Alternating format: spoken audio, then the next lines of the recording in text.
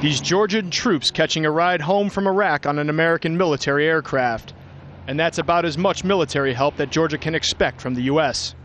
And while Georgia scrambles for a ceasefire, it appears Moscow may be going for it all. That is, to draw new lines of control in both the breakaway republics of South Ossetia and Abkhazia.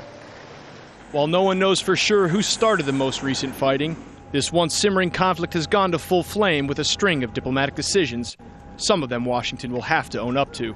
It's been a downhill slide in U.S.-Russian relations since it got off to a promising start in Bush's first meeting with Vladimir Putin back in 2001. I looked the man in the eye. I found him to be very straightforward and trustworthy. We had a very good dialogue. I was able to get a sense of his soul. He's a man deeply committed to his country and the best interests of his country. But by 2008, at least from Russia's perspective, the dialogue had turned to monologue.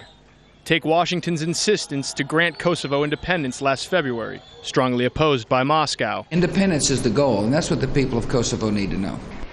At the same time, America began pressing its bid to place missile defense systems in the Czech Republic, something of a throwback to the Cold War era. Then there was Bush's blitz to grant Georgia membership in NATO. I believe that NATO benefits with a Georgia membership. I believe Georgia benefits from being a part of NATO. I have to thank you, Mr. President, for your unwavering support for our freedom, for our democracy, for our territorial sovereignty, and for protecting Georgia's borders. Georgia's president was widely admired by the Bush administration. Tbilisi was even paid its first visit by an American president under Saakashvili's rule. You gathered here armed with nothing but roses and the power of your convictions, and you claimed your liberty. And because you acted, Georgia is today both sovereign and free and a beacon of liberty for this region and the world. Of course, Bush was referring to Georgia's 2003 so-called Rose Revolution, which was followed by democratic elections.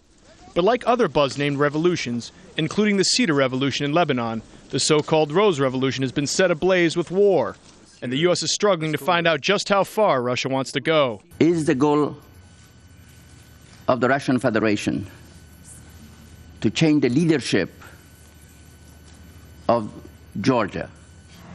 Even if it were, with troops bogged down in both Iraq and Afghanistan, any U.S. military commitment is out of the question, which is why Russia may very well succeed, unopposed, in removing Georgia's military once and for all from both South Ossetia and Abkhazia in coming days. Not good news for Saakashvili, who may soon be joining Washington's graveyard of pro-democracy fallen stars. Clayton Swisher, Al Jazeera.